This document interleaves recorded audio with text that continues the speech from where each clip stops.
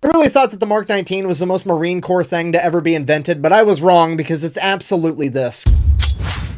Today we're talking about the M50 Ontos, aka the Thing. The thing? America. America.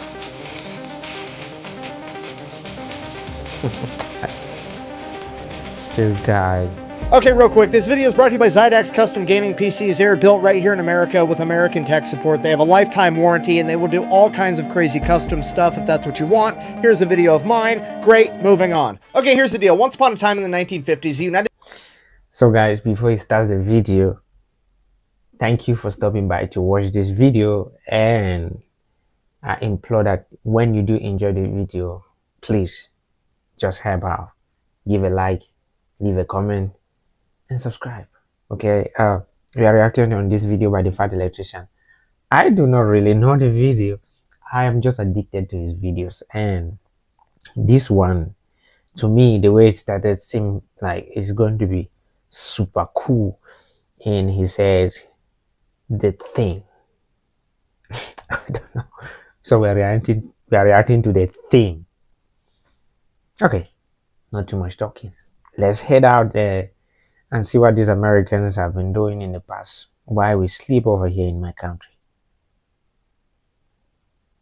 States Army would set out to answer a question that had plagued mankind for decades. What if we took a tank and covered it in fucking bazookas? And to aid them in this enormous feat of engineering fuckery, they would turn to the one demographic of people on the planet that could do this insanely childish and dangerous idea justice: the farmers, by way of Alice Chalmer, a tractor manufacturing company. Okay, if you're not picking up what I'm putting down, I'm trying to tell you that the grunts and the farmers are going to come together and work on a grunts and crafts project, all right? It's absolutely going to get done. It's not going to be fucking safe, but it's going to get done, and it's going to work. So they took the M56 light tank, ripped the turret off, threw that shit away, and then proceeded to weld on top 6 M40 106mm recoilless rifles.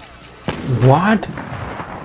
Yeah, technically they're not bazookas, they're recoilless rifles. There's a slight difference in how they function, but at the end of the day, as far as the 99.9% of people need to be concerned, it's a giant metal tube that you point at the enemy to blow them the fuck up, aka it's a bazooka. Plus, bazooka tank sounds way cooler than recoilless rifle tank, so that's what we're going with. Now, I think we can all agree that welding 6 of these on top of a single vehicle I like how when he's doing his video, like, he just adding what he would like it to be called, not what it is called, like.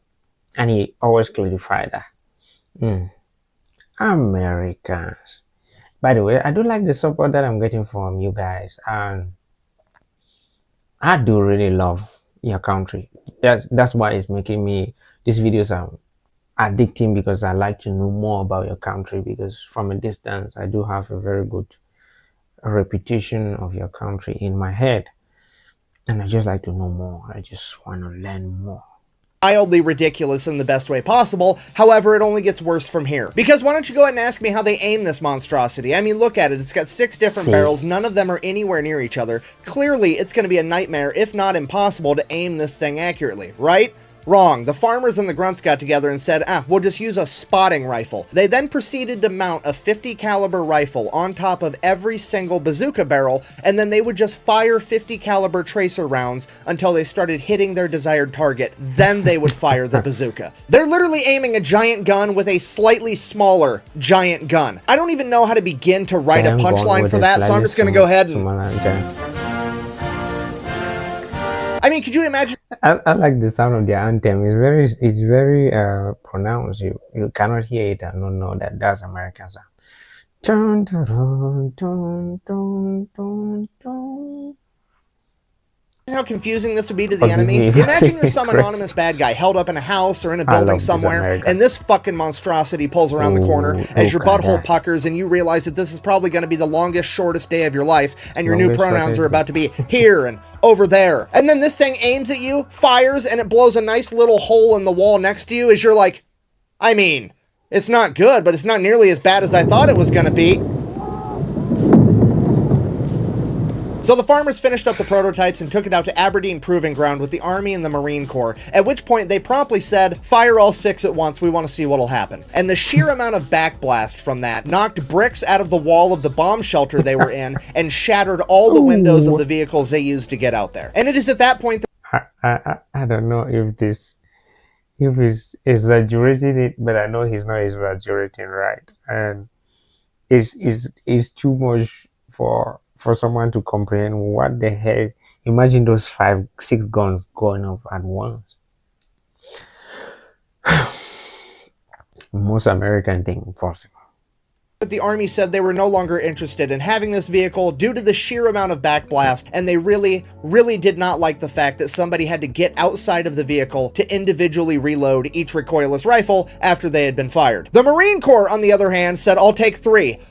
The Marine Corps ordered 300 of these fucking things, which is terrifying to think about. I mean, to be honest, and it pains me to say this, but as far as logic goes, I actually have to side with the Marines on this one. The Army's over here bitching like, oh, you could get shot at while you're trying to reload. And the Marine Corps is like, we've been getting fucking shot at since 1775 without a bazooka tank. Imagine how much fun it's going to be with a bazooka tank. And I mean, to be fair, what the fuck is going to be left to shoot at you after you shoot the first 6 gigantic bazookas that general direction? And I think America got their independence on 4th of July, 1776.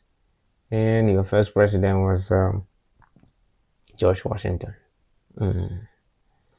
Even if somebody was still alive and they did have big enough balls to pop their head up to try to shoot at you while you're reloading, you still get to shoot at them with your spotting 50 caliber fucking rifles and the 1930 caliber machine gun on it. Like, it's a win-win. And I know what you're all thinking, but how did it perform in real life and not just on the chalkboard? Thank you so much for asking. It was first deployed in 1964 to the Dominican Republic during Operation Powerback, where it promptly destroyed both the tanks that they ran across, that being the AMX-13 and an L-60. And then after that issue was resolved, all 300 of them were promptly sent to Vietnam. Okay, here's the kicker with that. There was no established battle doctrine for this weapon. There's no rules, there's no standard operating procedures, and there was no Marine Corps MOS that was designated as being responsible for this weapon, meaning there's no one guy that's like the expert. They literally took 300 of these fucking monstrosities, gave them to the Marine Corps, and said, here's your bazooka chariot, kids, have fun. Shit, God. You give such a thing to the Marines and you let them go have fun with it. With my own hearings about the Marines, though, I don't know much, but I know these guys are default aggression. Like, once you allow them to think loosely, yeah, the enemy is going to find heat in every corner of their own house. I mean, even their stomach will be too small to hold their intestine. And you give Marine 300 of these. Who did that? Somebody is going to be court-martialed for this. Out of hand. You're so dumb. If you knew anything, you'd know that during the Vietnam War, the Viet Cong had virtually no tanks, meaning that a tank destroyer like this would be virtually useless. Yeah, not quite. Ladies and gentlemen, I present to you the Beehive round, aka the Flechette round. Each one of these had 10,000 hardened steel darts inside of them, and when fired, they went fucking everywhere. And this weapons platform can fire 6 of them at a time, meaning that this thing can turn and proceed to shoot 60,000 fucking nails in your general direction. Okay? When the trees started talking, they weren't talking for very... 60,000?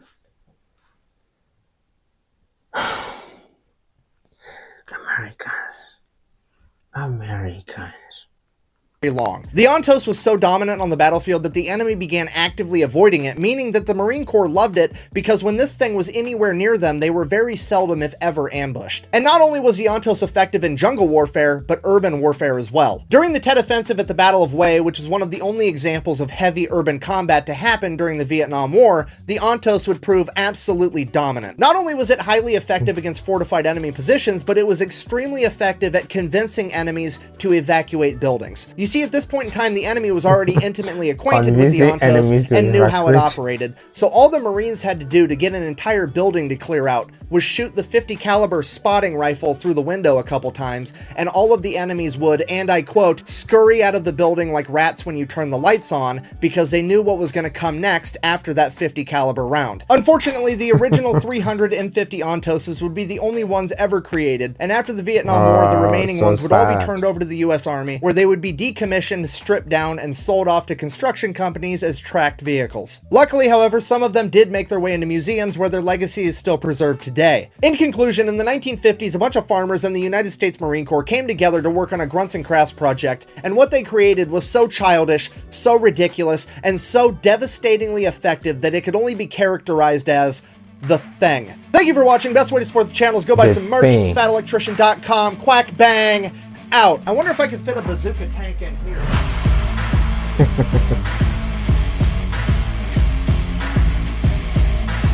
Yeah, we're waiting for that last spot. I really thought that the Mark 19. Okay, guys. I know some people recommended that when I do watch his videos, I should let it play right to the end, and that he usually do some other content at the end of the video. So I do actually let it flow to the end, and it has not been disappointing. So thank you guys for watching, and subscribe, please. Leave a comment, leave a like. I am very grateful for those who are subscribing, those who are commenting. I mean, just a few days back I was at 40 something subscribers, and I am almost at 550 now. And so guys, thank you so much. I couldn't be more grateful. I just love seeing what people can create, what people have been doing while we are asleep, and I just wish that we also did something for our own home defense, but sadly nothing. And then also my love for America and the way the Fat Electrician present the videos. I can only wish to do a video like his, but I don't have the equipment, I don't have the editor to edit all of this, so I'm basically just using a very cheap laptop here and my phone to record. So guys, thank you so much. I'm very grateful for your support. See you at the top.